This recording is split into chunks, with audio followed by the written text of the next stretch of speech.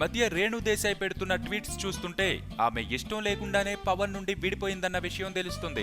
Recent గా Pawan birthday రోజున ఒక ఇంటెన్సిటీ ఉన్న లుక్ పోస్ట్ చేసి ఫ్యాన్స్ ని ఖుషి చేసిన మాజీ వదినమ్మ ఇప్పుడు పవన్ కి సంబంధించిన మరో పోస్ట్ ను పెట్టి మరోసారి తన గురించి ఫ్యాన్స్ అందరూ మాట్లాడుకునేలా చేసింది.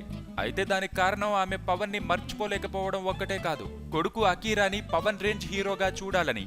అందుకే ఎప్పుడూ ఫ్యాన్స్ తో టచ్ లో ఉంటూ తనని వాళ్ళు గుర్తు పెట్టుకునేలా చేస్తుంది.